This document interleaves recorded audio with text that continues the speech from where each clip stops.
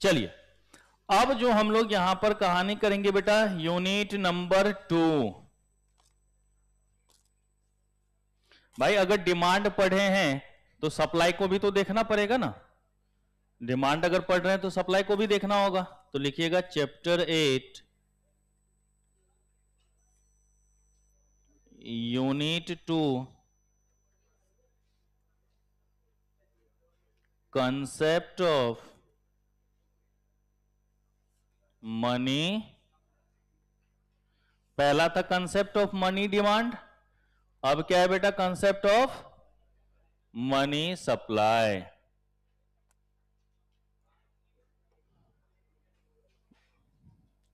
बेटा हमने सिर्फ बॉन्ड की बात तो नहीं करी है ना भाई, जो आपके पास डिपॉजिट के ऊपर इंटरेस्ट है उसके बेसिस पे कंसीडर करोगे ना।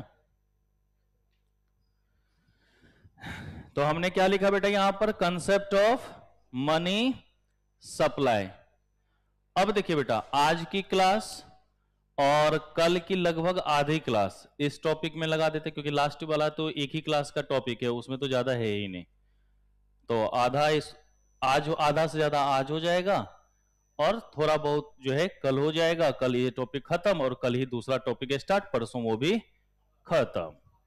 चलिए, तो सबसे पहला तो हमारा क्या होता है बेटा,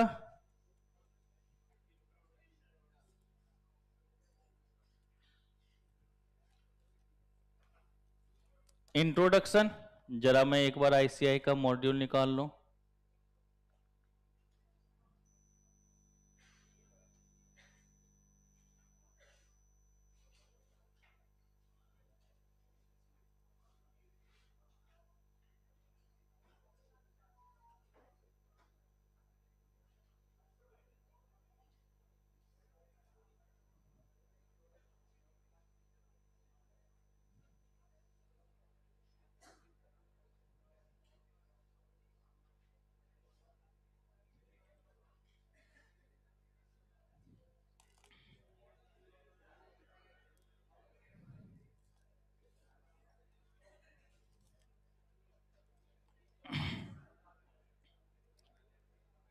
देखो बेटा, अगर मनी सप्लाई कंसेप्ट की बात कर रहे हैं, ओह बातचीत ना करो। अब अगर हम लोग किसकी बात कर रहे हैं यहां पर, मनी सप्लाई की बात कर रहे हैं, तो इसमें ज्यादा कुछ तो है नहीं, बस ये चार चीजों को देखना है भाई। अगर हम कहीं पर भी मनी सप्लाई की बात करते तो उसका सोर्सेस क्या होगा, उसका मेजरमेंट कैसे करेंगे, उसके डिटर्मिनेंट्स क्या क्या हैं, और मनी मल्टीप्लायर का क्या कंसेप्ट होता है, इसकी बातें करते हैं। और इन चार के अंतर्गत टोटल हम लोग 8 बातों को देखेंगे, 8 चीजों को यहां पर हम लोग धीरे धीरे कंसीडर करेंगे। तो पहले हम लोग सोर्स, पहले तो इंट्रोडक्शन देखेंगे, फिर उसके बाद सोर्सेज को देखेंगे, फिर उसके बाद मेजरमेंट की बात करेंगे, फिर डिटर्मिनेंट्स की बात करेंगे जिसमें हम लोग 4 अलग अलग बातों को भी देखेंगे, और लास्ट में हम लोग मनी मल्टीप्लायर की भी बात करेंगे, क्योंकि मल्टीप्लायर का तो इंपैक्ट हर जगह है भाई। जब हम इन्वेस्टमेंट मल्टीप्लायर की बात कर रहे हैं तो बिना मनी के इन्वेस्टमेंट मल्टीप्लायर की बात कर सकते हैं क्या, नहीं कर सकते हैं। तो ये 4 कंसेप्ट बेसिकली इस टॉपिक के अंतर्गत आपको क्या करना है, देखना है। इसी 4 टॉपिक के ऊपर जो है पूरा का पूरा ये चैप्टर हमारा, या यूं कहते यूनिट हमारा डिपेंड करता है। तो चलिए जरा हम लोग इंट्रोडक्शन में लिखें,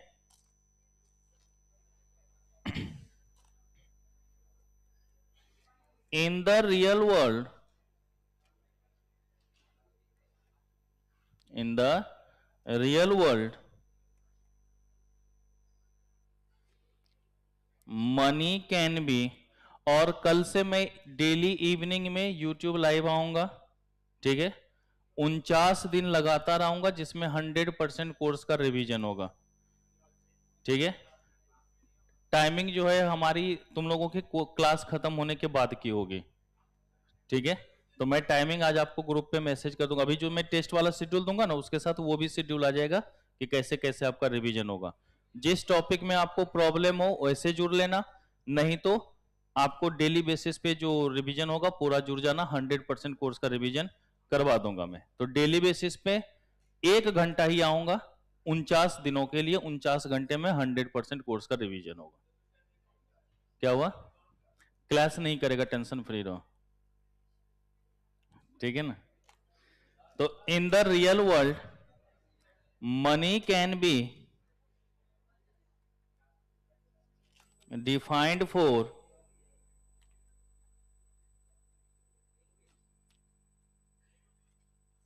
policy purposes as a set of liquid financial assets. The variation in stock of which could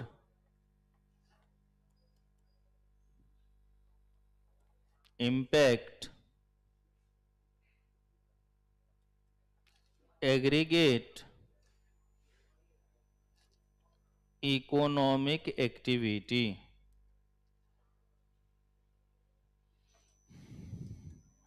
क्या कर रहे हो दोनों? चल पीछे जा, एक उठ के पीछे जा।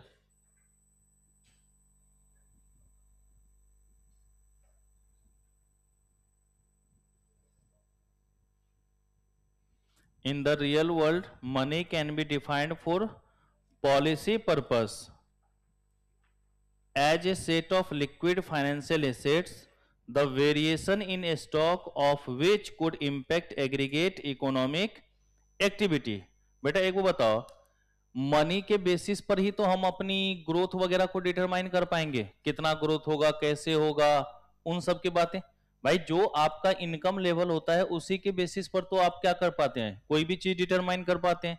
जितना इनकम होगा उसी के बेसिस पर हम लोग आगे का प्रोविजंस कर पाएंगे, कैलकुलेशन कर पाएंगे। तो मतलब सबसे पहले तो मनी का होना क्या होगा यहां पर जरूरी होगा, क्योंकि उसी के बेसिस पर कोई ना कोई जो भी आप डिसीजन मेकिंग कर रहे हो, जो भी आप पॉलिसी फॉर्मुलेट कर रहे हो, जो भी आप सोच रहे हो, वो सारा का सारा किसके ऊपर डिपेंड होगा बेटा? मनी के ऊपर डिपेंड होगा। ठीक है। अगर कहीं पर मार्केट में स्टेबिलिटी की बात करते हैं हम लोग, तो स्टेबिलिटी में हम लोग क्या देख रहे थे कि भाई लोगों को वो सहूलियत दिया जाए, ज्यादा हम लोग फ्लक्चुएट नहीं कर सकते, क्योंकि जितनी इनस्टेबिलिटी होगा इकोनॉमी के लिए उतना ही नुकसानदायक है। तो हम मार्केट में क्या करते हैं, प्राइस स्टेबिलिटी करते हैं, तो वो भी किसके बेसिस पर डिटरमाइन होगा? मनी के बेसिस पे ही तो हो पाएगा ना। तो लिखिएगा पैराग्राफ चेंज करके, इकोनॉमिक स्टेबिलिटी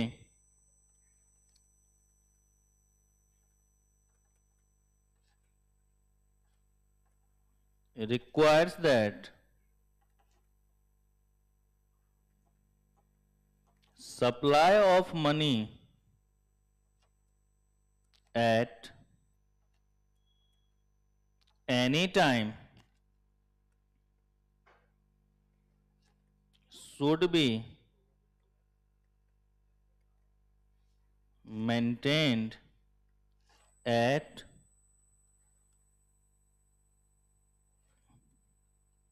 ऑप्टिमम लेवल। ठीक है कि भाई इकोनॉमिक स्टेबिलिटी के लिए मनी का एक ऑप्टिमम लेवल का होना क्या है बेटा, जरूरी है या नहीं है? कि अगर कहीं पर हम इकोनॉमिक स्टेबिलिटी की बात करते हैं तो इकोनॉमिक स्टेबिलिटी के लिए हमारे पास मनी का एक ऑप्टिमम लेवल का होना जरूरी है। तो ये जो हमारा सारांश है इसका क्या हो गया कि भाई अगर हमें कोई भी कुछ भी करना है तो जितना ज्यादा मनी होगा उतना ही ज्यादा हम लोग क्या करेंगे, ग्रोथ के बारे में सोचेंगे, उतना ही ज्यादा फ्यूचर के बारे में सोचेंगे। जितना कम मनी होगा उतना हम क्या होगा, कम इकोनॉमिक ग्रोथ के बारे में सोचेंगे। और साथ ही साथ अगर इकोनॉमिक स्टेबिलिटी की बात करते तो उसके लिए एक ऑप्टिमम लेवल का होना जरूरी है, मनी के एक ऑप्टिमम लेवल का होना आवश्यक है। उसके बिना हम लोग इकोनॉमिक स्टेबिलिटी की बात नहीं करेंगे।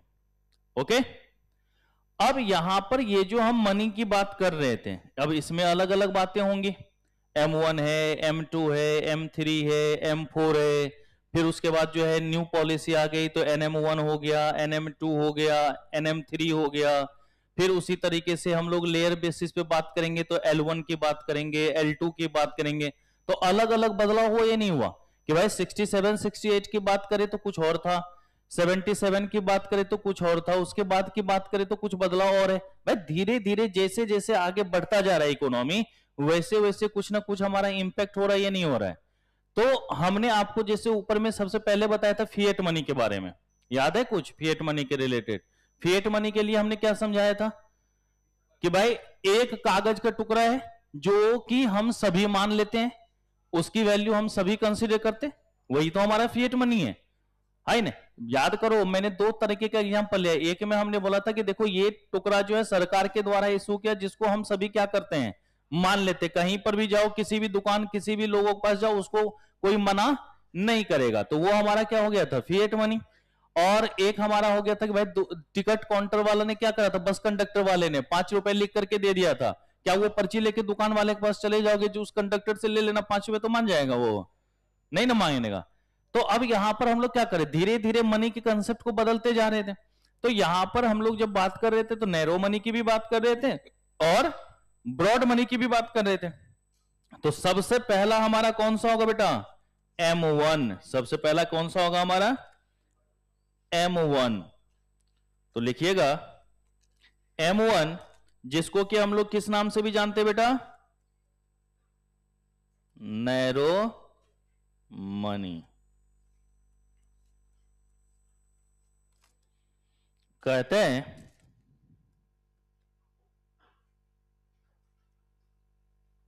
Narrow money currency with public, कि अगर हम नैरो मनी की बात करें तो क्या होगा, जो करेंसी हमारा किसके साथ होगा बेटा, पब्लिक के पास होगा, उसकी बात प्लस आप नैरो मनी या M1 कुछ भी लिख सकते हो, कोई दिक्कत नहीं है। फिर उसके बाद बेटा demand deposit, demand deposits with banking system ना बेटा। और बैंकिंग सिस्टम में डिमांड डिपॉजिट क्या हो सकता है, वही करंट अकाउंट, सेविंग अकाउंट, इसी की ना बात करेंगे। तो इसमें क्या हो गया, current account, saving account. Okay.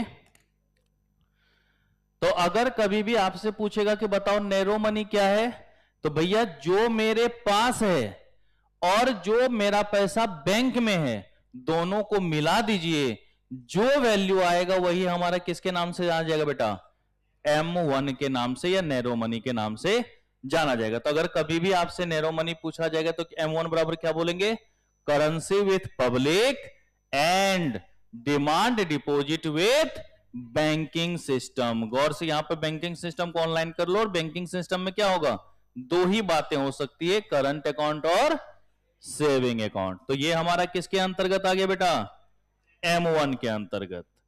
दूसरा कौन सा आ जाएगा बेटा हमारा, M2। दूसरा क्या हो जाएगा, M2। अगर M2 की बात करें तो देखो ये कहेगा, देखो M1 तो होना ही चाहिए, M1 तो हमारा क्या होगा, होगा ही होगा, लेकिन इससे तो काम चलेगा नहीं। और जैसे ही हमने M1 कह दिया, इसका मतलब ऊपर वाला जो ये दोनों है, ये दोनों इंक्लूड हो गया ना। अगर हम नीचे लिख रहे हैं M1, तो M1 में क्या हो गया, करेंसी विथ पब्लिक भी और demand deposit with banking system भी, ये दोनों आ गया। प्लस कर देंगे बेटा क्या, saving deposits, saving deposits of post office saving banks. कि भाई अगर पोस्ट ऑफिस के साथ हमारा कुछ भी सेविंग है तो उसकी बात, कि भाई जो भी डाकघर के साथ हम लोग सेविंग कर रहे हैं उसको भी क्या कर रहे हैं, यहां पर इंक्लूड कर रहे हैं। पहले वाले में हमने क्या बोला था कि जो हमारे पास है उसको, और साथ ही साथ जो हमने बैंकों में जमा कर रखा है उसकी, ये दोनों जो वैल्यू आएगा वही हमारा किसके अंतर्गत आएगा, M1 के अंतर्गत। अब हमने क्या कहा कि भाई देखो, जो तुम्हारे पास पैसा है वो भी, जो बैंकों में तुम्हारा जमा है वो भी, और जो पोस्ट ऑफिस के साथ आपने डिपॉजिट कर रहा है उसकी भी अगर बात करेंगे तो वो हमारा किसके अंतर्गत आ जाएगा बेटा, M2 के अंतर्गत आएगा। तो saving deposit to post office saving banks, इसका मतलब हो गया डाकघर के साथ जो भी आपने डिपॉजिट कर रहा है, या डाकघर में जो भी आपने डिपॉजिट करा हुआ है उसकी वैल्यू का भी यहां पर आ जाना, ये किसकी बात करेगा बेटा? M2 की बात। तीसरा हमारे पास क्या आएगा? M3। M3 को ही हम लोग किस नाम से जानेंगे जी? M1 को हमने क्या नाम दिया और M3 को क्या नाम दे देंगे? Broad money. तो आप चाहे तो ब्रैकेट में लिख लो ब्रॉड मनी। तो अगर ब्रॉड मनी की बात करें तो देखो बेटा, M1 तो होगा ही होगा, M1 में तो कोई दिक्कत नहीं है ना, plus time deposits with banking system. Time deposit का मतलब हो गया बेटा कि एक नियत समय के लिए, एक नियत अवधि के लिए, और एक नियत अवधि पर जो आता है उसी को हम लोग फिक्स डिपॉजिट कहते हैं क्या? है ना भाई? अभी जो हमने वहां पर बैंकिंग सिस्टम की बात करी थी, तो बैंकिंग सिस्टम में हमने सिर्फ और सिर्फ क्या लिया था? करंट अकाउंट और यूपीएसटी। मैंने पीछे बोला था तो क्या बोला था कि बगल में बैठ के बतियाते रहो, कि बात करने के कारण ये लग किया था तुझे? नहीं मन लग रहा है तो चले जाओ ना बाहर यार।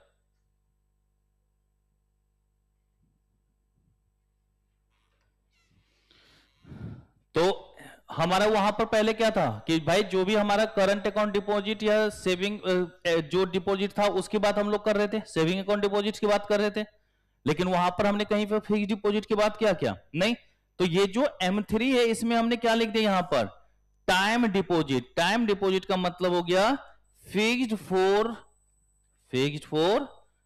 Certain time period.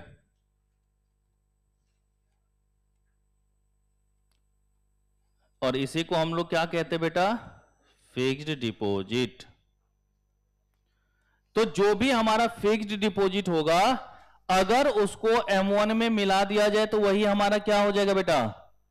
M3 के नाम से या ब्रॉड मनी के नाम से जाना जाएगा। तो देख लो अंतर कितना कितना आ रहा है।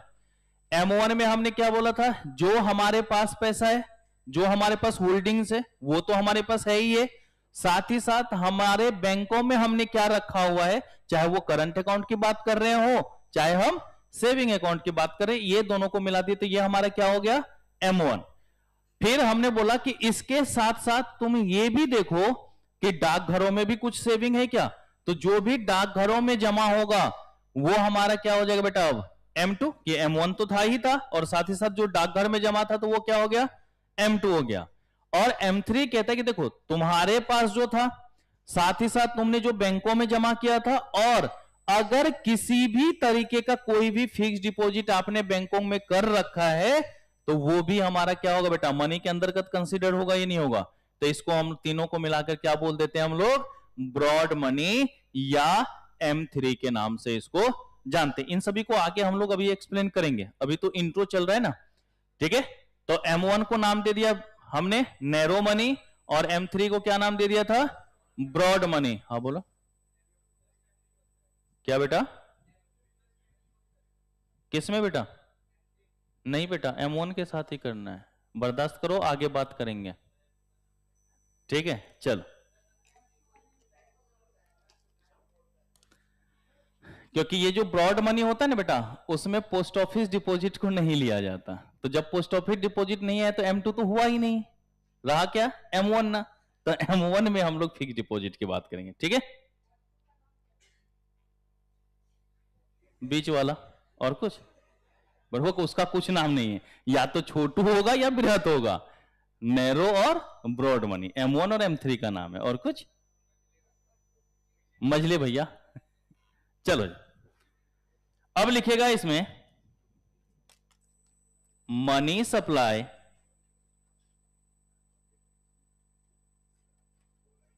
Is the stock of money held by public at a given point of। अच्छा, तुम्हें ये लगा कि असेंडिंग ऑर्डर में बढ़ता जा रहा है तो पहले में M1 हुआ फिर M2 भी ऐड होना? नहीं, तो फिर काहे खुराफाती सोच रहा था? 12th नहीं पढ़ा था क्या? नहीं, तो 12th में M2 था, M1 ही था। तो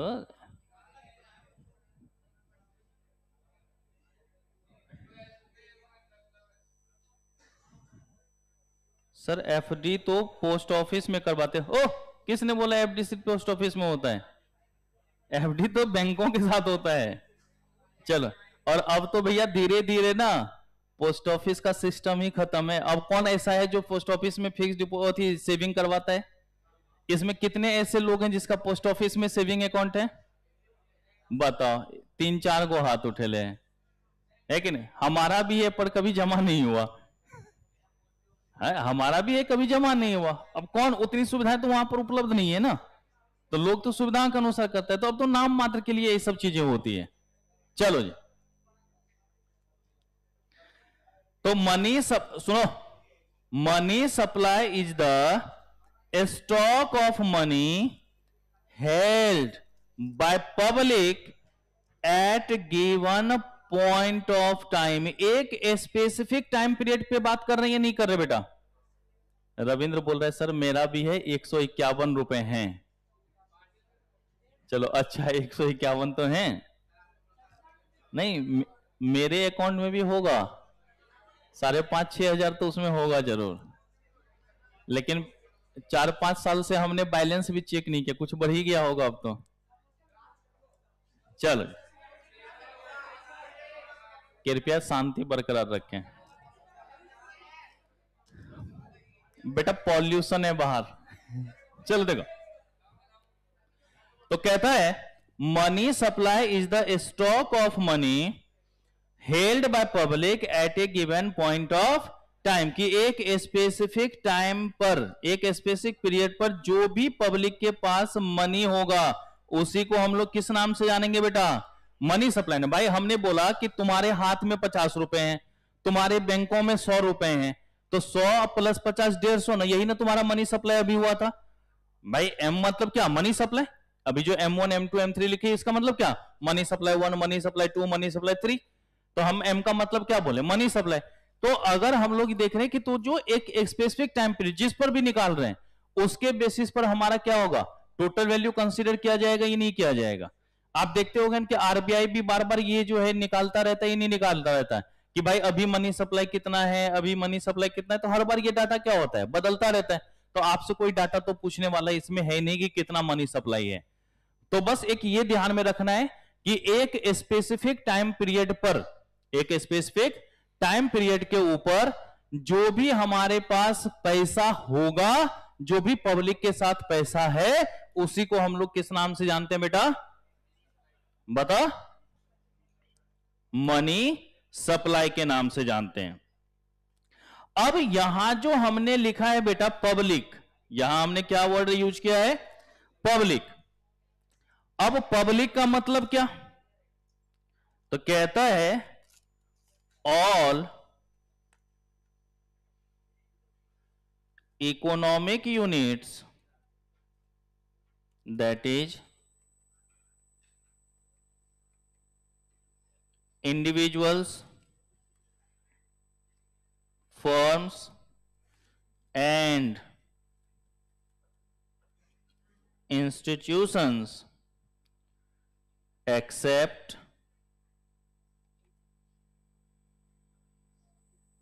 producers of money। हर कोई हमारा पब्लिक के अंतर्गत आएगा, सिर्फ जो खुद रुपए बना रहा हो वो क्या हमारा इसके अंतर्गत इंक्लूड होगा क्या बेटा? नहीं होगा। तो चाहे हम इंडिविजुअल्स की बात करें वो भी हमारा पब्लिक के अंतर्गत आएगा, फर्म्स बिजनेस की बात करें वो भी हमारा क्या होगा? बताइए, पब्लिक के अंतर्गत आएगा।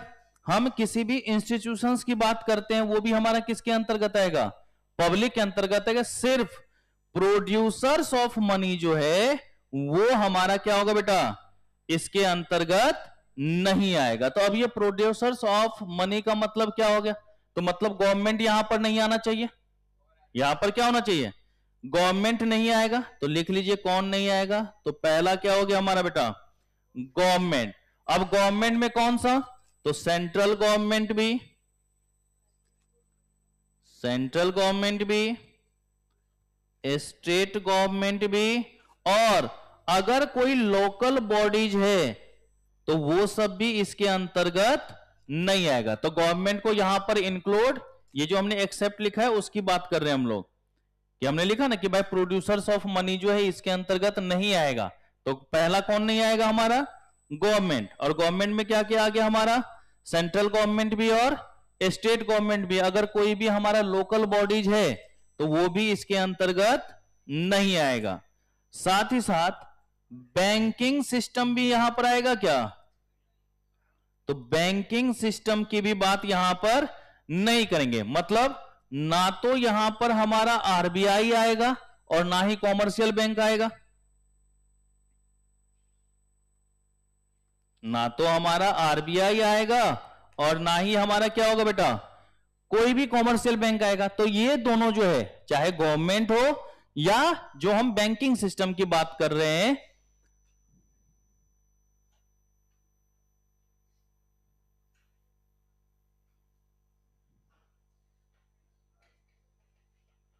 फिर बुर्बक कहीं का।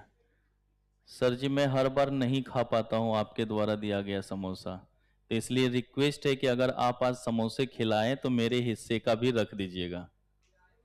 मैं आज खिला ही नहीं रहा हूं, इसलिए रख दिया है मैंने, कुछ भी नहीं। ठीक है, नहीं खिला दूंगा समोसे, मैंने प्रॉमिस किया है कि खिला दूंगा, तो खिला दूंगा। चलो, नहीं अभी पढ़ाने दो, डिस्टर्ब ना करो। इस इसके बाद भी क्लास है, डिस्टर्ब। चलो लिखो। तो क्या हमने बोला बेटा कि हमारे, सुनो, पब्लिक के अंतर्गत क्या हो गए? जितने भी इकोनॉमिक यूनिट्स हैं, इकोनॉमिक यूनिट्स का मतलब जो भी इकोनॉमिक जनरेट की बात कर रहा है उसकी सभी को हम लोग यहां पर इंक्लूड करेंगे, जिसमें गवर्नमेंट हमारा यहां पर नहीं आएगा, चाहे वो सेंट्रल गवर्नमेंट हो, स्टेट गवर्नमेंट हो, लोकल अथॉरिटीज वगैरह हो।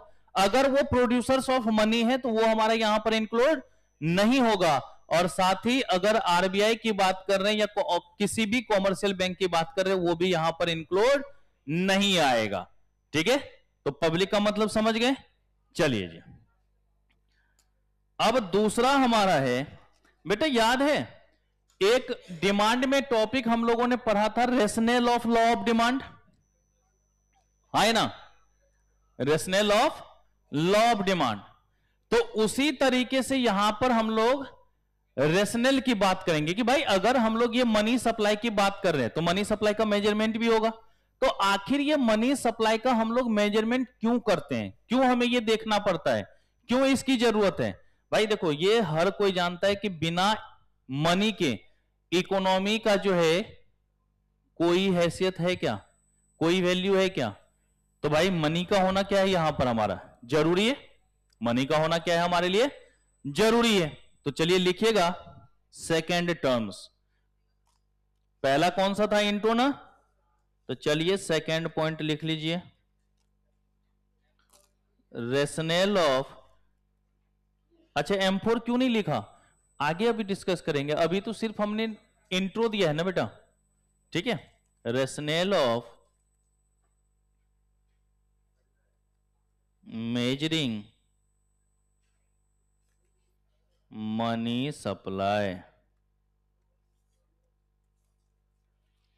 कि भाई हमारे पास क्वेश्चन अराइज होता है ना कि आखिर हम लोग मनी सप्लाई को मेजर क्यों करते हैं। ठीक है, कि भाई हमने लॉ ऑफ डिमांड के बाद लिखवाया था ना rational of law of demand, जिसमें हमने बोला था कि why does law of demand operate, या why does price of main commodity demand of main commodity are negatively related, why does demand of main demand curve slope downward, why does price and demand are negatively related. बात करी थी नहीं करी थी? तो उसी तरीके से अगर मनी सप्लाई को मेजर करने की जरूरत पड़ रही है तो आखिर हम मनी सप्लाई को मेजर करते ही क्यों हैं, क्या हमें जरूरत पड़ती है? तो अब इसको थोड़ा यहां पर डिटेल्स में पढ़ने की आवश्यकता है। तो थोड़ा सा ही है, चलिए जरा देख लेते हैं। कहता है बेटा, 8 facilitates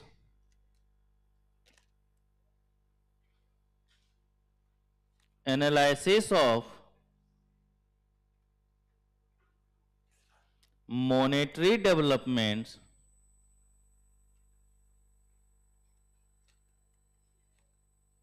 in order to provide a deeper understanding of the classes of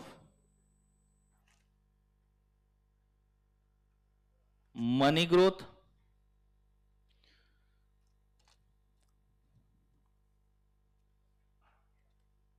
the central banks all over the world adopts monetary policy to stabilize, ऐसे भी लिख सकते हो, जेडी भी लिख सकते हो, stabilize price level and GDP growth by directly controlling the supply of money. तो आसान शब्दों में भाई, एक कोई भी इकोनॉमी हो, हर कोई अपने क्या होगा बेटा, ग्रोथ के लिए सोचेगा। हर कोई क्या करेगा, अपने ग्रोथ के लिए सोचेगा। जो कोई भी इकोनॉमी हो, मैं सिर्फ इंडिया की बात नहीं कर रहा हूं, पूरे वर्ल्ड की, पाकिस्तान को छोड़ करके। हाँ, वो ग्रोथ के लिए कहां सोचता है कि नहीं? झूठ मूठ का भारत से पंगा ले लिया, चैंपियंस ट्रॉफी भी गया हाथ से, धमकी दे रहा था, इंडिया नहीं आएगा तो हम भी इंडिया खेलने नहीं जाएंगे। मत आना, तुझे बुला कौन रहा है, बुरबक कहीं का। पता चलेगा खुद आया, चार को लेके आया, मार विस्फोट, तो जरूरत थोड़ी ना उसकी। तो एक्सेप्ट पाकिस्तान, अगर पूरे इकोनॉमी की भी बात करें तो हर कोई क्या सोचेगा, ग्रोथ के लिए सोचेगा। नहीं, सोचता पाकिस्तान भी ग्रोथ के लिए, लेकिन वहां का जो प्रधानमंत्री और राष्ट्रपति होता है वो तत्कालिक अपने लिए सोच लेता है कि 5 साल के बाद जब देश से निकाला जाएगा तो जिस कंट्री में भी रहें वहां के लिए पैसा तो पहले बनाना पड़ेगा ना भाई, है कि नहीं? तो वो तो होता ही है। तो कोई भी इकोनॉमी हो, वो अगर ग्रोथ के लिए काम करेगा तो उसका मेन काम क्या होता है कि प्राइस को स्टेबलाइज करना। वो काम क्या करेगा, प्राइस को स्टेबलाइज करना। क्योंकि भाई कीमत जितनी अस्थिर होगी उतनी ही इकोनॉमी के लिए प्रॉब्लम है या नहीं है, और कीमत जितनी स्थिर होगी उतना ज्यादा बेहतर है या नहीं है। ताकि आपको प्लानिंग में क्या होता है, सुविधा होती है नहीं होती। अगर प्राइस स्टेबल रहे तो प्लानिंग में क्या होगा, सुविधा होगी। अब जैसे आप ही लोग देखिए ना, एक आसान छोटे से शब्दों से, अगर आपकी क्लास का शेड्यूल जो है फिक्स रहे कि भाई ये इस टाइम में क्लास होती है, तो कोई प्रॉब्लम होता है क्या? नहीं। लेकिन अगर मान लीजिए डेली बेसिस पर ही क्लास चेंज होता रहे, किसी दिन मैं भूल जाऊं शेड्यूल भेजना और आप आ गए, पता चला आज तो क्लास ही नहीं था, तो खुंदस बढ़ता, ये नहीं होता है। या कभी कभी देखते हो कि क्लास का शेड्यूल ऊपर नीचे होता है तो ग्रुप में इन्फॉर्म किया जाता है, ये नहीं है। तो अगर इनस्टेबिलिटी होगा तो दिक्कत आएगी या नहीं आएगी? भाई कभी क्लास 8 बजे से कर दिया जाए, कभी 9 बजे से, कभी बोले आज तो हम 10:30 बजे से लेने का मन कर रहा है, भाई आज तो क्लास 10:30 चलेगा, आंख नहीं खुली। जैसे कभी कभी कुछ बच्चे मैसेज कर भी देते हैं कि सर सुबह सुबह जो है आंख नहीं खुल पाती इसलिए हम लेट आते हैं। उसमें एक हमारे शुभम जी भी हैं, आंखें नहीं खुलती क्योंकि रात भर तो सपने में घूम रहे होते हैं, यादों में, है कि नहीं? तो कहीं ना कहीं भाई हर किसी को, कोई भी इकोनॉमी हो, कोई भी सरकार हो, वहां का कोई भी गवर्नमेंट हो, हर किसी को अपनी इकोनॉमी के ग्रोथ के लिए मनी सप्लाई का जरूरत है या नहीं है? उसके बिना काम चलेगा क्या? नहीं चलेगा। तो इसलिए मनी सप्लाई की जरूरत हर किसी को होती है।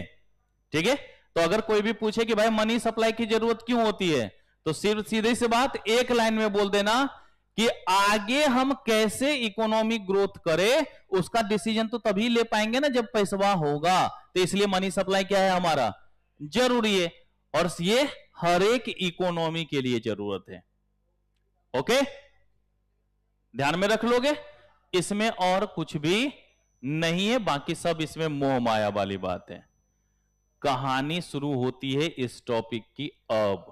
अभी तक था मजाक। अभी तक जितना हमने बताया इसमें से एक भी नंबर आपके एग्जाम में आने वाला नहीं था। तो ये मोह माया वाली बात थी, ठीक है ना। हाँ, ये 35 मिनट की जो क्लास अभी हुई है इसमें कुछ भी आपके लायक था नहीं, बस रीड करना जरूरी था। बेटा मजाक तो हम बहुत कुछ करते हैं, रुक जा, अभी करेंगे बेटा। चलिए,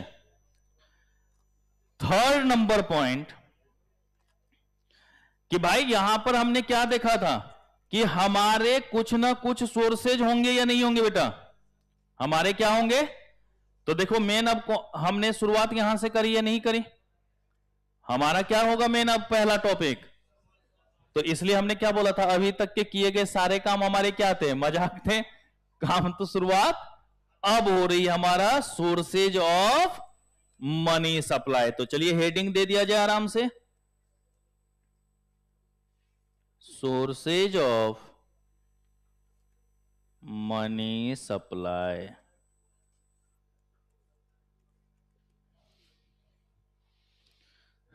देखो बेटा, सोर्सेज हमारे पास दो तरीके का है, एक तो होगा सेंट्रल बैंक और एक हो जाएगा कॉमर्शियल बैंक।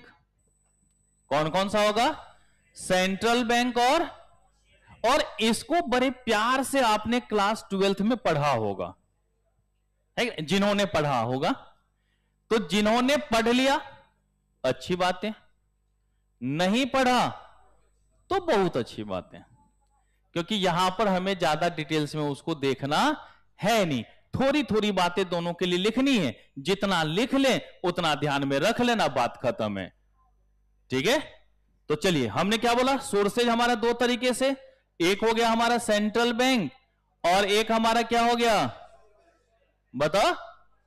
तो चलिए हम लोग इसमें पहला नाम दे देते हैं, कौन सा बेटा, central banks.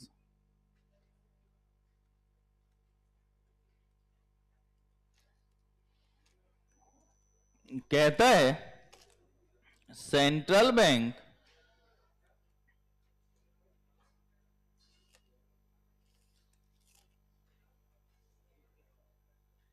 issues currency notes, central bank issues currency note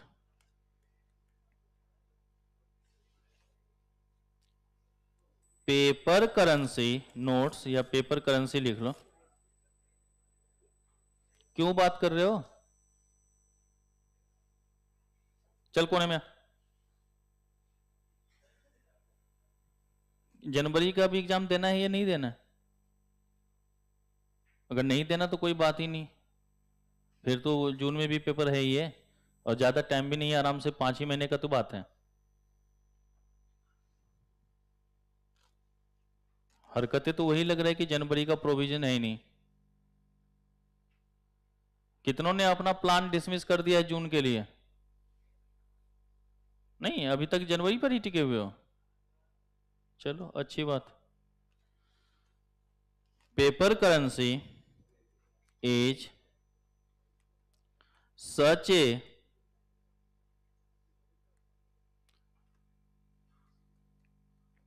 representation या रिप्रेजेंटेटिव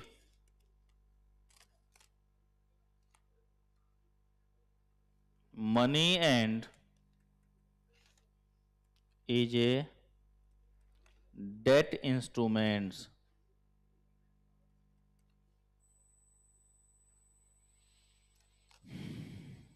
debt instrument।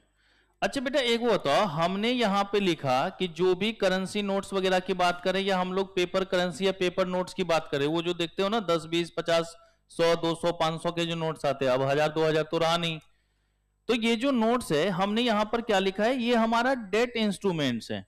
अब ये डेट इंस्ट्रूमेंट्स का है का भाई, बेटा देखो आपके लिए वो एसेट्स है कि हमें ये पैसा मिला है तो हमारी इतनी संपत्ति है, लेकिन गवर्नमेंट की तरफ से क्या गया, मैं वचन देता हूं, है ना, आपके पास नोट है ना, तो उस पर पढ़ लीजिएगा, मैं धारक को वचन देता हूं अदा करने के लिए नहीं होता बेटा, एक तरीके का प्रोमिसरी नोट हो गया, ये नहीं हो गया।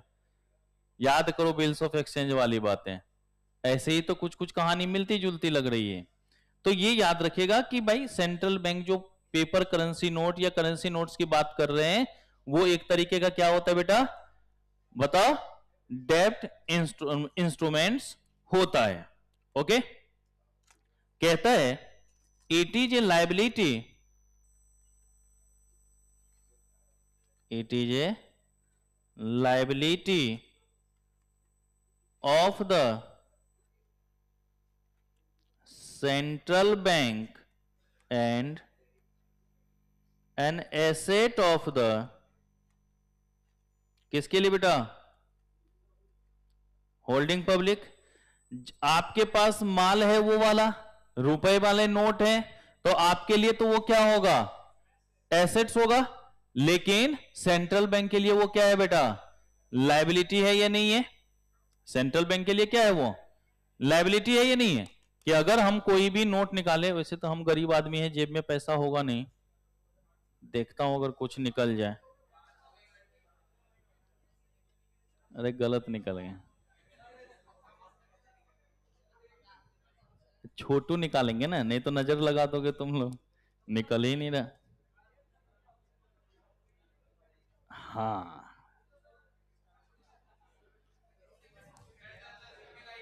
अरे छोड़ो भाई, बुरी नजर वाले तेरा मुंह काला।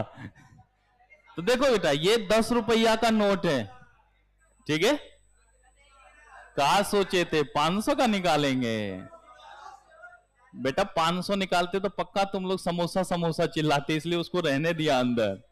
तो देखो, इसमें बड़े प्यार से ये जो 10 रुपया है ना, इसके नीचे देखो लिखा हुआ है, मैं धारक को 10 रुपए अदा करने का वचन देता हूं, और नीचे ना बेटा यहां पर देखो गवर्नर का साइन है, नहीं देख रहे ना बेटा, अपने जेब में हाथ डाल, नोट निकाल, देख ले क्या चाहता है, ये मैं भेजूं वहां तक। बेटा 10 रुपए में 10 सेंटर फ्रेश आएंगे, और 10 सेंटर फ्रेश का मतलब है मेरे 2 दिन का खर्चा, बात करता है। चलो जी, तो देखो इधर, तो हमने यहां पर क्या बोला कि देख रहे हैं एक तरीके का, तो भाई ये जो है सेंट्रल बैंक के लिए क्या है, लायबिलिटी ना। मैं अगर किसी को ये पैसे देता तो कोई मना कर सकता है क्या, अगर मैं अभी बोलूं कि सहनावाज ले जा, बेटा कूद पड़ेगा कि चलो एक समोसे तो आएंगे, है कि नहीं बेटा, आयुर्वेदिक वाले 10 ही रुपए का देता है, ठीक है, अब तनिक रख लेने तो हमारे लिए ये क्या है, एसेट्स है, हमारे लिए क्या है ये, एसेट्स, लेकिन सेंट्रल बैंक के लिए क्या है बेटा, ये लायबिलिटी। देख रहे ना ऊपर में लिखा रहता है ना, भारतीय रिजर्व बैंक, लिखा जाता है, ये नहीं लिखा जाता है। चलिए फिर लिखिएगा पैराग्राफ चेंज करके, हाई पावर्ड, बेटा बात नहीं, high powered money issued by monetary authorities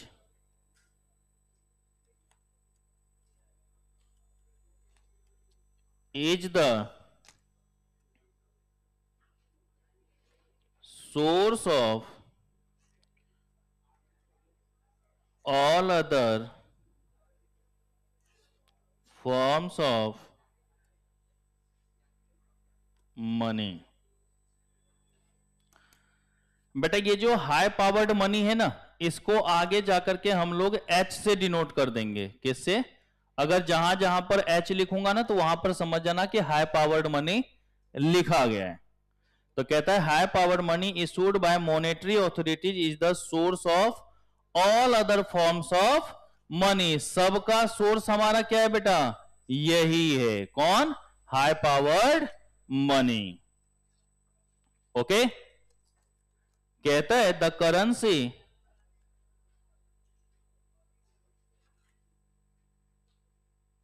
issued by central bank is called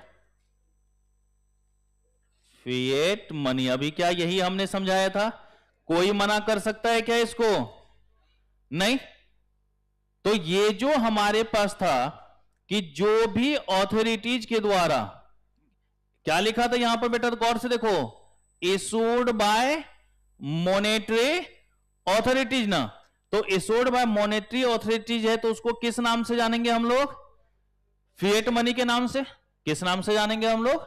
fiat money. और फिएट मनी क्या होता है ये तो पहले है ना। अभी जो 10 का नोट निकाला ये क्या है? कागज का टुकड़ा ही तो है ना। अब इसको बनाने का कितना खर्चा आया होगा? ज्यादा ज्यादा कितना? 30-40 पैसे भी आ जाए तो बहुत हो गया, वो भी ना आया होगा। 500 का नोट होता है, बनाने का खर्चा कितना होगा? 60-70 पैसे तक मैक्सिमम हुआ होगा, उससे ज्यादा थोड़ी हुआ। लेकिन वैल्यू कितनी है? 500 रुपया। तो चूंकि ये किसका है बेटा? ऑथोरिटीज का क्या है? परमिशन है, ऑथोरिटीज की वैल्यू है। कोई इसको मना, भाई आप किसी को अगर पैसे दे रहे हो और वो मना कर दे तो आप उसके ऊपर लीगल एक्शन ले सकते हो या नहीं ले सकते हो? अगर वहीं पर चेक होगा ना, अगर आप किसी को चेक देते हो और सामने वाला मना कर दे तो आप उस पर कोई भी लीगल एक्शन नहीं ले सकते, आप उसको नहीं बोल सकते हैं, क्योंकि चेक कोई ऐसा हमारा लीगल करेंसी नहीं है। वो तो आपसी सहमति होता है कि आपने चेक दिया और हमने एक्सेप्ट कर लिया। जो अगर लीगल करेंसी में देखे तो फिर यही नोट वही ना भाई, इसको कोई भी मना नहीं कर सकता। ओके, चलिए लिख लिया यहां तक। Next, the currency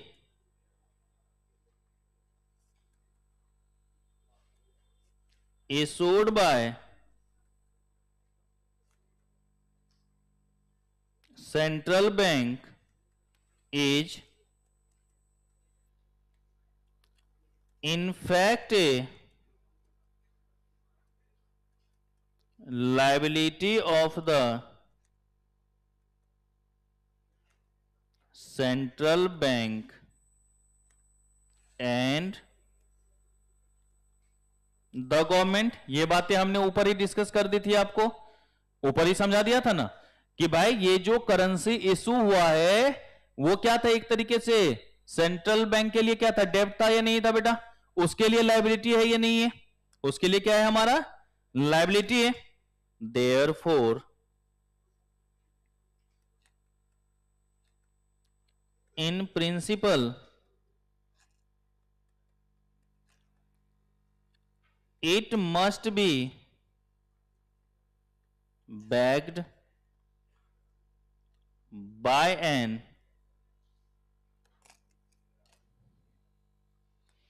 equal value of assets, mainly in form of gold and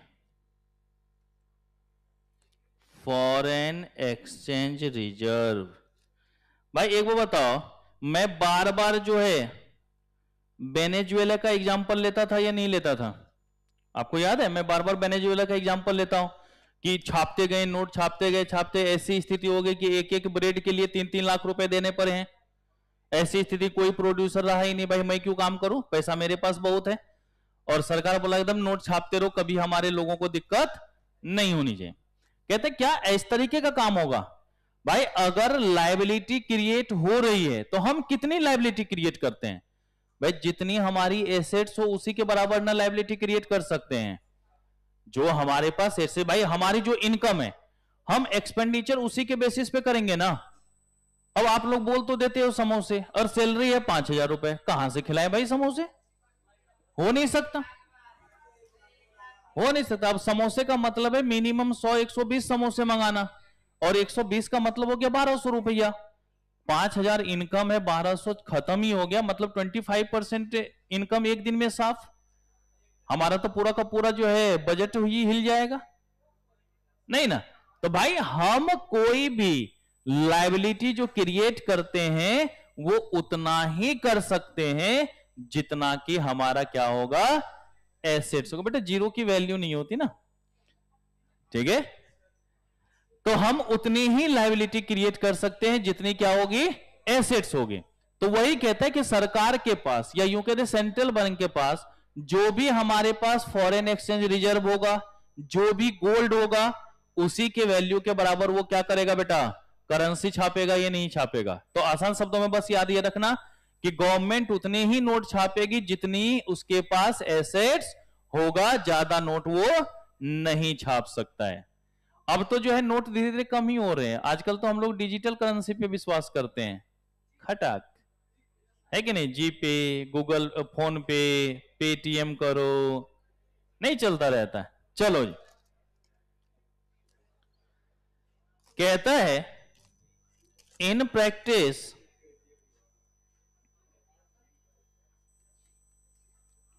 however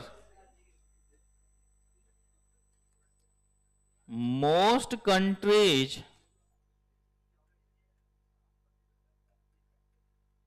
adopted a minimum reserve system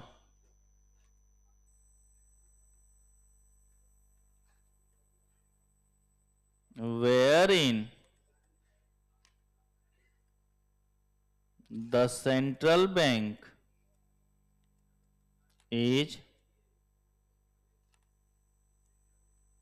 empowered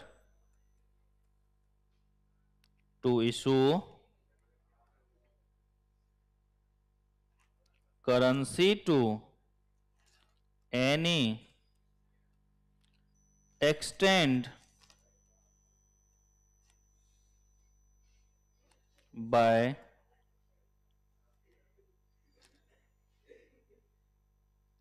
keeping only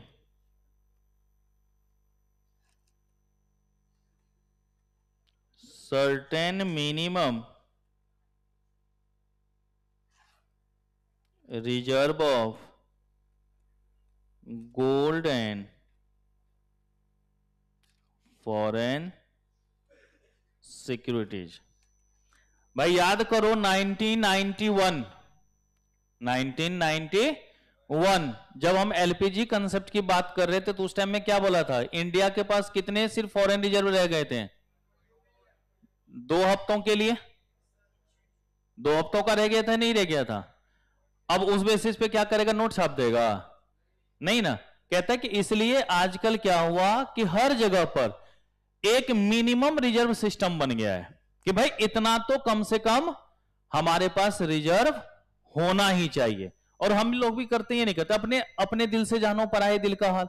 भाई हम सभी के परिवार में ऐसा होता ही नहीं करते, जो भी इनकम होता है तो उसमें से एक सेपरेट पार्ट रख देते ही नहीं रख देते, भाई इतना तो हमको बचत करना ही करना है, इतना तो होना ही होना चाहिए ताकि आगे अगर कोई भी प्रॉब्लम आए तो उसको अच्छे से हैंडल किया जा सके। तो उसी तरीके से क्या सेंट्रल बैंक और गवर्नमेंट नहीं अपना मिनिमम प्रोविजंस करती होगी, तो इसलिए क्या करता है बेटा, एक मिनिमम रिजर्व सिस्टम का दौर जो है चल रहा है। ओके, दूसरा क्या था बेटा हमारे पास, ये तो पहला हमारा कौन सा था, सेंट्रल बैंक ना, तो दूसरा क्या आ जाएगा,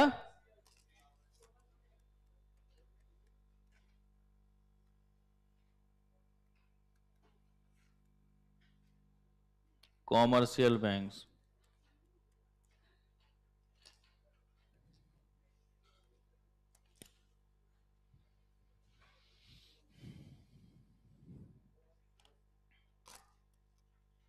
कहता है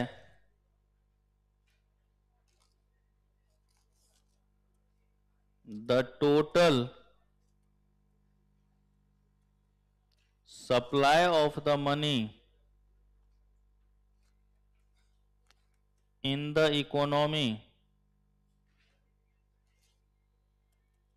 is also determined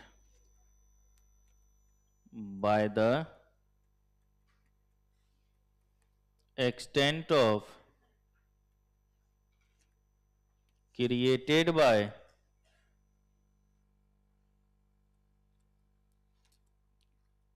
commercial banks in the country। Money so created by the commercial banks is called credit money. इस क्रेडिट मनी को हाईलाइट जरूर कर लीजिएगा।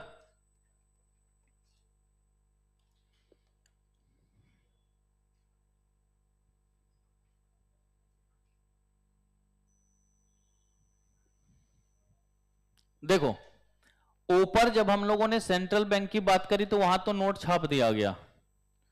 क्या कॉमर्शियल बैंक भी जो है थी, कॉमर्शियल बैंक भी नोट छाप देगा क्या? नहीं। लेकिन मनी का सप्लाई तो ये भी क्रिएट कर रहा है, मनी सप्लाई तो यहां हो रहा है। तो कैसे हो रहा है बेटा, एक बात बताओ।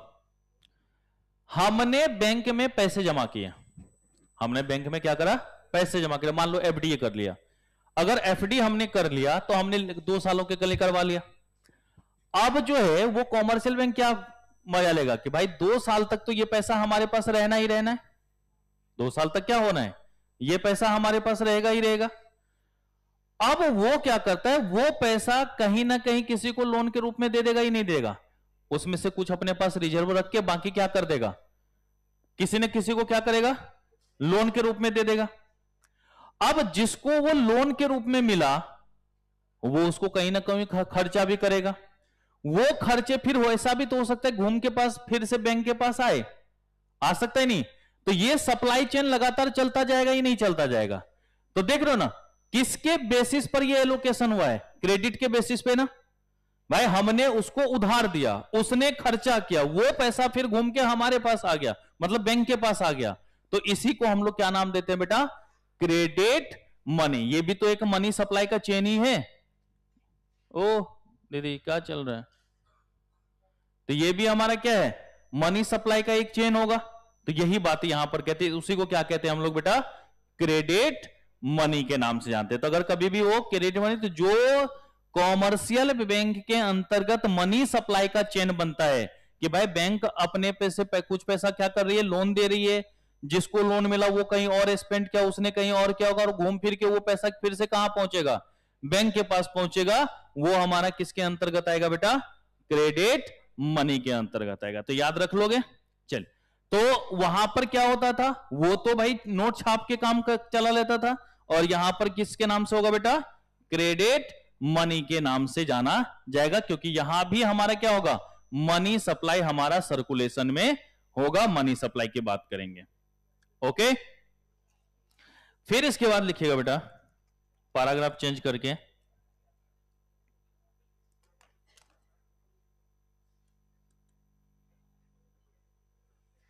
Advancement in technology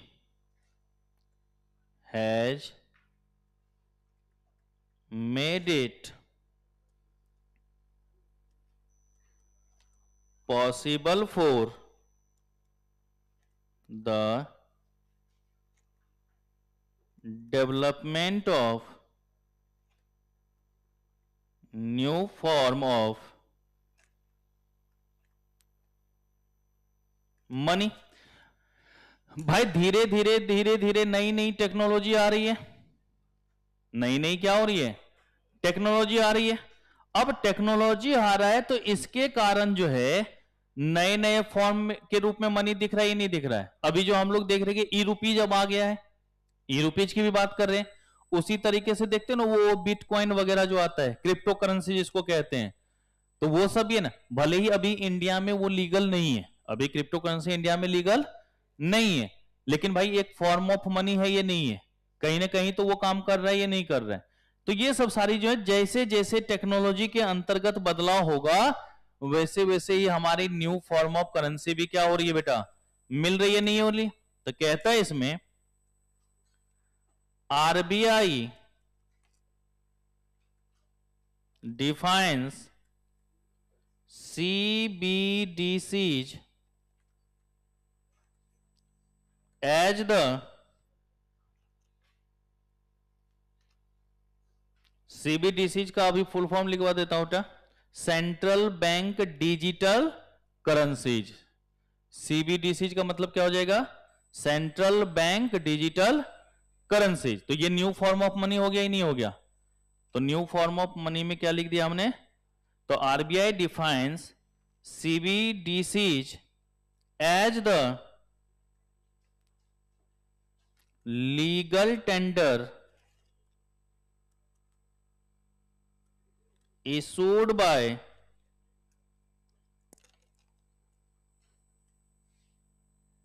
central bank in digital form, that is digital rupees. होगा ही नहीं बेटा? और इसी डिजिटल रुपीज को हम लोग कहते हैं बेटा ई रूपी। क्या कहते हैं इसको हम लोग? ई रूपी। तो CBDCs का फुल फॉर्म लिख लिया या लिखना पड़ेगा? लिख दो तो लिख लो बेटा, CBDCs central bank digital currency. Central bank digital currency. उसी तरीके से क्रिप्टो करेंसी की भी बात होती है नहीं होती बेटा?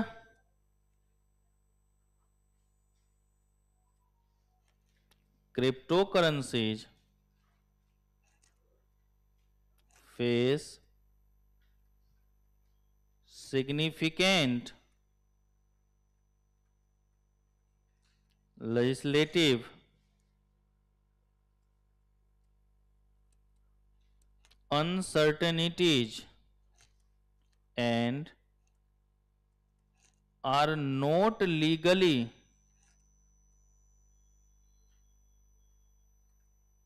recognized in India as currency.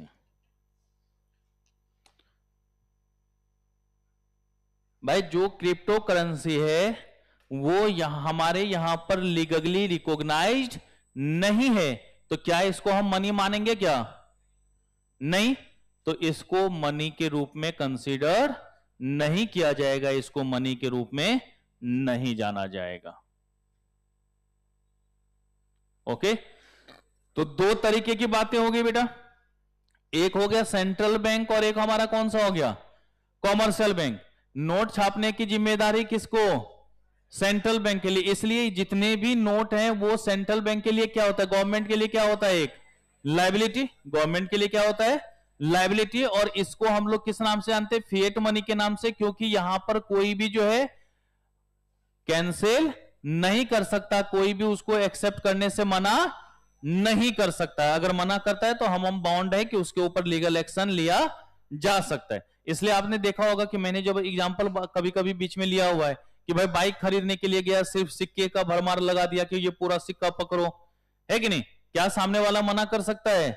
नहीं। तू गिन कितने सिक्के हैं, जितना तेरा वैल्यू है उतना है या नहीं है, उसके बाद बात करेंगे। होता ही नहीं होता।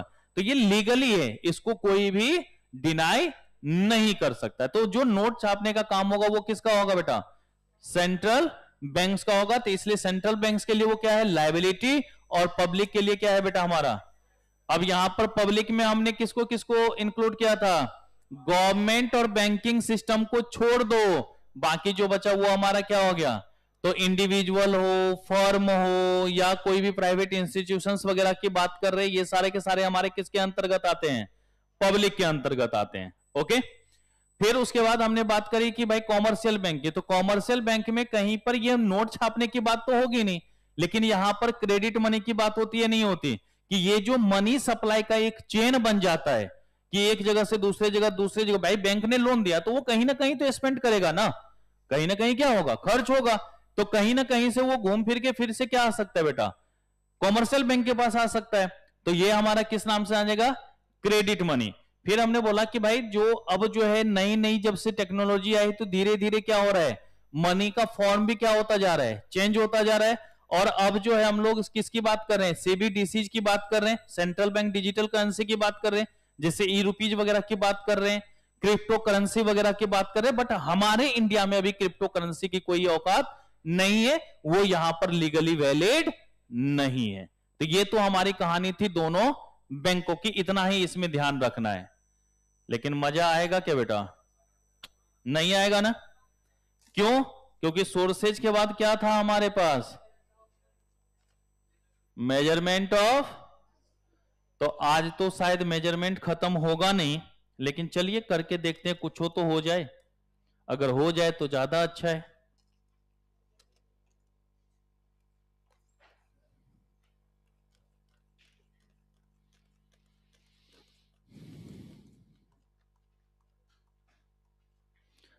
बेटा बिटकॉइन वगैरह है क्रिप्टो करेंसी, हम खुद ही नहीं जानते हैं बिटकॉइन वगैरह के बारे में उतना, नहीं तो हम नहीं पैसा लगाए होते हैं। भाई जो पहले पैसों में काम कर रहा था अभी लाखों में काम कर रहा है, नहीं कर रहा है। एक बिटकॉइन की कीमत कितनी है? 20 लाख, 30 लाख। बताओ 2008-9 के आसपास ये पैसों में हुआ करता था। तब अब बताओ क्या? चलो कोई बात नहीं। चलिए जी जनाब, अब हमारा कौन सा 3 हो चुका था, चौथा टर्म्स ना बेटा। पहले हमने इंट्रो देखा, फिर उसके बाद रेशनल देखा। पहले हमने क्या करा? इंट्रो देखा, फिर हमने क्या देखा? रेशनल देखा। तीसरा हमारा क्या था बेटा? सोर्सेज। और चौथा अब क्या होगा?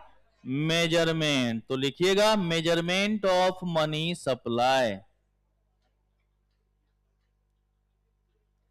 Measurement of money supply.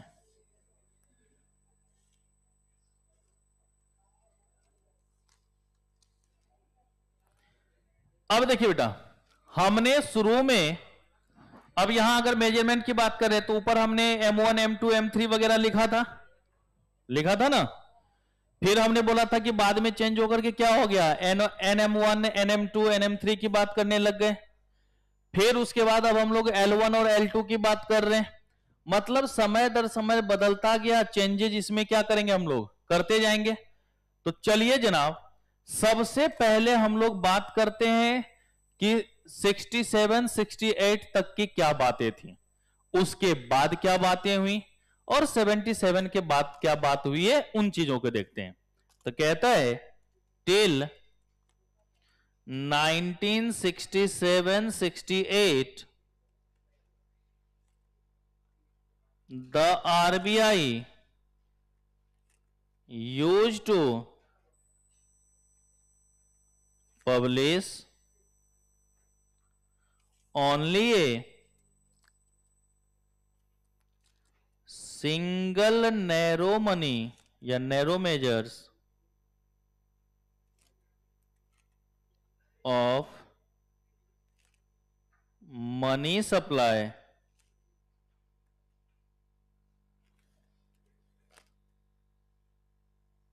known as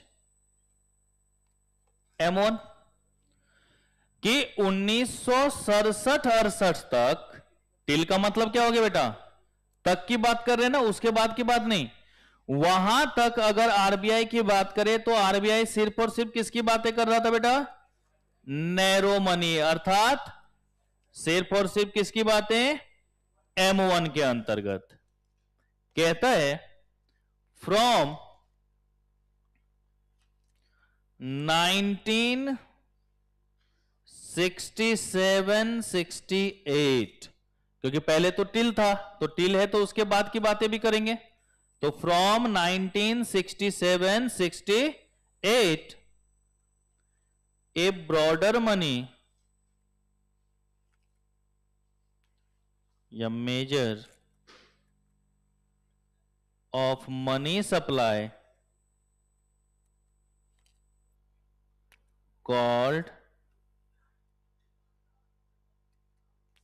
aggregate monetary resources, aggregate monetary resources was additionally published, कि 1967 से, अब किसकी बात कर रहे हैं बेटा हम लोग? Broader measures of money supply की बात कर रहे हैं, जिसको हम लोग किस नाम से जानते हैं बेटा? AMR के नाम से जानेंगे, एग्रीगेट मॉनेटरी सोर्सेज के नाम से। फिर 1977 में, from 1977, following the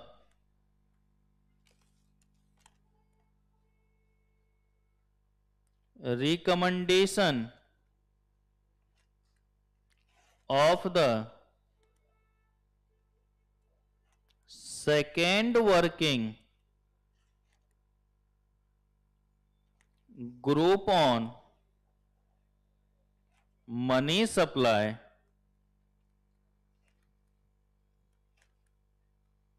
the RBI has been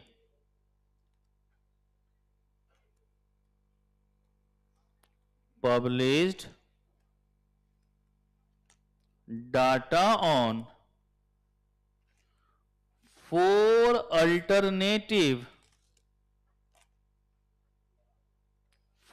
alternative measures, कि 77 में जो SWG सेकेंड वर्किंग ग्रुप, इसको चाहे तो ब्रैकेट में SWG लिख लेना बेटा, कि जो हमारा सेकेंड वर्किंग ग्रुप था, अब उसने क्या करा, ये जो हमारे पास मनी थी, जो हमने ऊपर ब्रॉडर मनी की बात करें, तो मनी को इसने क्या करा, 4 भागों में मेजर करा। कितने रूप में मेजर करा बेटा? 4 भागों में। तो सबसे पहला तो हमारा M1 है, जो हमने पहले लिखा था वही अभी भी है। M2 हमारा वही है, M3 हमारा वही है, सिर्फ बदलाव अभी कौन सा एक नया आ जाएगा, M4। तो चलिए जरा लिखिए M1। M1 को क्या नाम दिया था बेटा? Narrow money. तो अगर हम लोग यहां पर M1 की बात कर रहे हैं, किसकी बात कर रहे हैं हम लोग? M1 की। तो कहता है currency notes and coins with public, अब तो पब्लिक बताने की जरूरत ना है ना, plus demand deposits with banking system. Demand deposit with banking system में 2 बातें बताई थी, कौन कौन सी?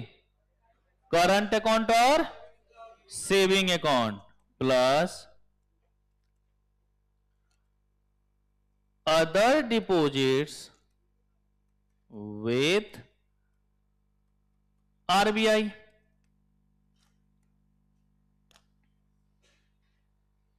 अगर RBI के साथ कोई अदर डिपॉजिट्स हैं तो वो भी यहां पर क्या होगा, हमारा आएगा, ये नहीं आएगा।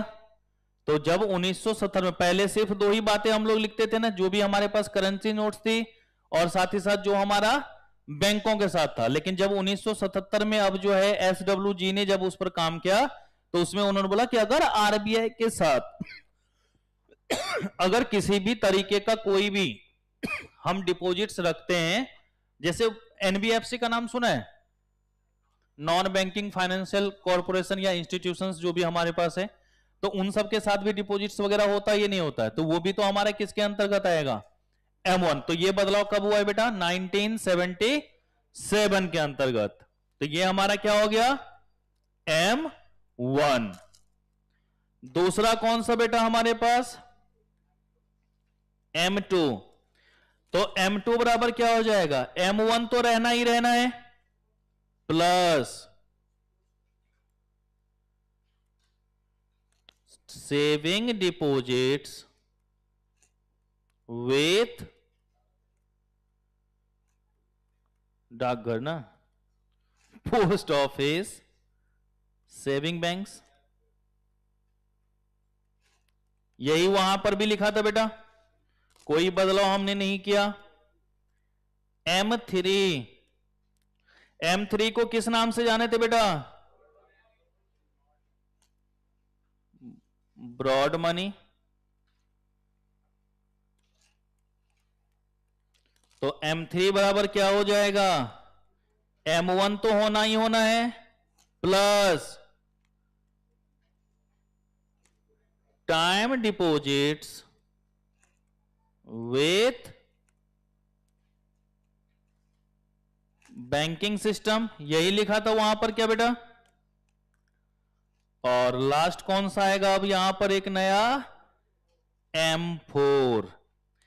अब M4 में कहता है कि देखो M3 तक तो निकाल लिया ना बेटा, तो M3 तो ले ही लो, plus total deposits.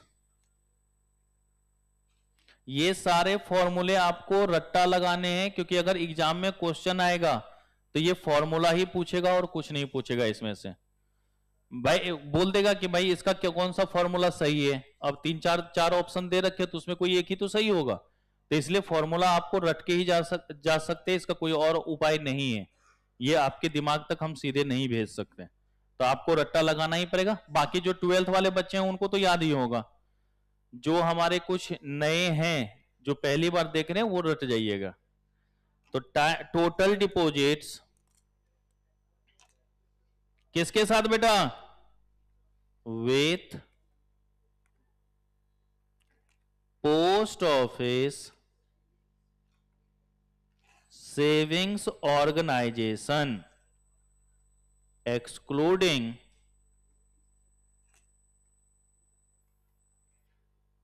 National saving certificates.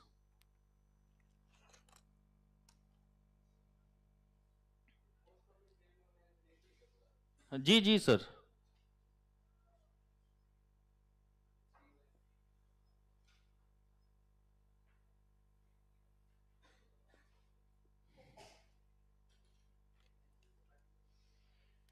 ठीक है, और नेशनल सेविंग सर्टिफिकेट्स क्या होता है ये बताने की जरूरत है क्या?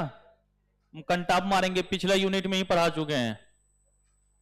नेशनल सेविंग सर्टिफिकेट पिछले चैप्टर्स में के यूनिट में नहीं, फिस्कल पॉलिसी वाले में नहीं आया था? सेविंग सर्टिफिकेट्स की बात नहीं करी थी हमने? बरोबर, जत पटतंग तत् गुरुवे समर्पितंग।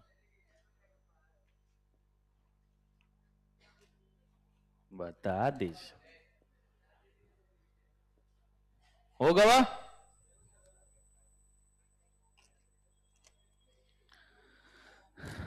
अब लिखेगा बेटा, इन 1998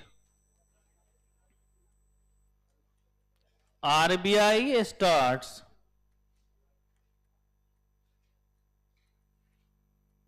publishing a set of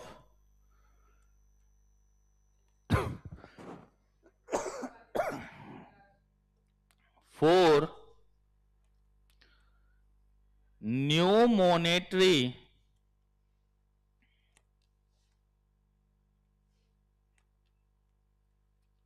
aggregates.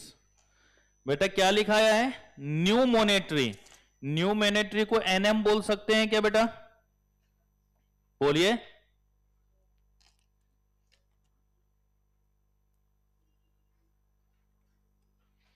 तो लिखिएगा सबसे पहला NM1। NM1 NM1 के अंतर्गत लिखिएगा बेटा,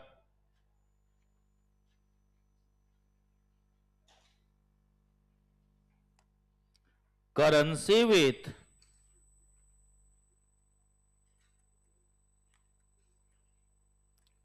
public plus demand deposits with banking system plus other deposits with RBI। क्या ये ऊपर हमने यही शब्द लिखा था क्या बेटा M1 के अंतर्गत? लेकिन 98 में इसका क्या नाम दे दिया गया नया, NM1। फिर इसके बाद क्या आएगा बेटा, NM2। तो लिखेंगे NM1 plus short term time deposits of residents. Short term क्या होता है बेटा, with in a year. Short term का मतलब क्या हो गया, विद इन अ ईयर, एक साल के अंदर के लिए अगर कोई भी हमारे पास टाइम डिपॉजिट है तो वो भी यहां पर आ गया, तो ये किसके अंतर्गत आ गया बेटा, बताओ, NM2। अब तीसरा क्या है बेटा, NM3।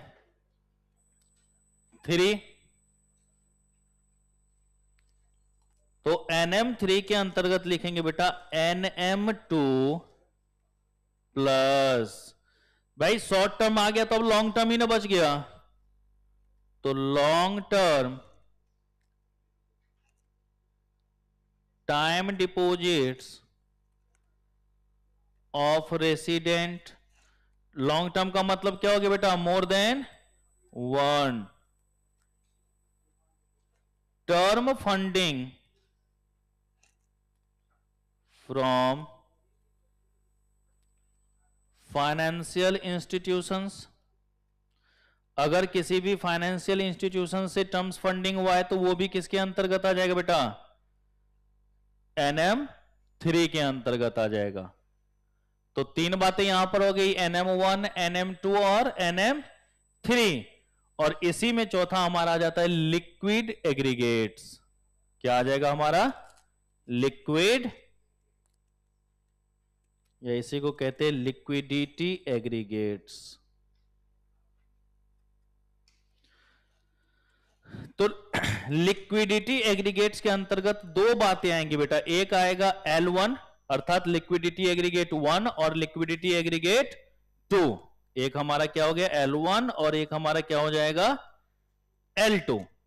अगर L1 की बात करेंगे तो L1 में कहता है कि देखो जो भी NM3 था वो तो रहेगा ही रहेगा, जो भी हमारा NM3 था वो क्या होगा, रहेगा ही रहेगा, plus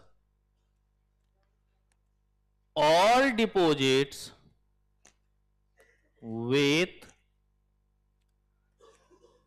post office saving organization। अब इसके साथ क्या ऊपर लिखवाया था, एक्सक्लूडिंग NSC ना, नेशनल सेविंग सर्टिफिकेट को छोड़ करना बेटा।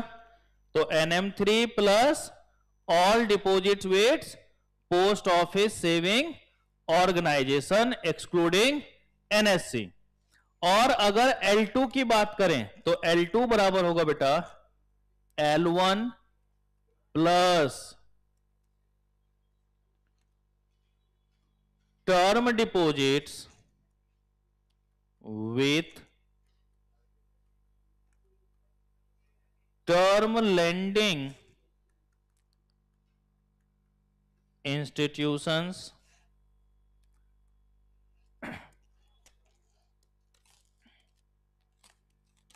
and refinancing institutions plus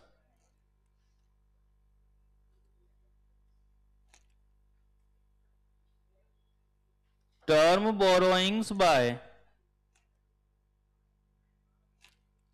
above institutions। बेटा above institutions का मतलब क्या हो गया बेटा, टर्म लेंडिंग इंस्टीट्यूशंस। ये जो above इंस्टीट्यूशन लिखा है मतलब क्या हो गया, term lending institutions plus certificate of deposits. भाई जब हम कुछ जमा करते हैं तो चिरकुटवा मिलता है या नहीं मिलता है, तो certificate of deposits issued by above institutions. तो बेटा देखो, 4 फॉर्मूले तो आपको हो गए M1, M2, M3 और M4 के लिए। 3 हो गए हमारा NM1, NM2 और NM3 के लिए, तो हो गए 7। और 2 हो गए हमारा L1 और L2 के लिए। तो टोटल ये 9 फॉर्मूले है। रट जाना, इसमें से एक जो है बराबर पूछता है। कोई भी एक फॉर्मूला दे देगा और बोल देगा कि बताओ इनमें से कौन सा सही है। भाई किसी का पूछ देगा भाई L2 क्या होता है, और उसके 4 ऑप्शन है, तो एक ही तो कोई फॉर्मूला सही होगा। तो ये आपको क्या होगा, ध्यान में रखना है। अच्छा, ऊपर का रह गया क्या? कोई बात नहीं बेटा, अभी नोट करने दो, अभी करवा देते हैं, उसमें कौन सी बड़ी बात हो। ये लीजिए,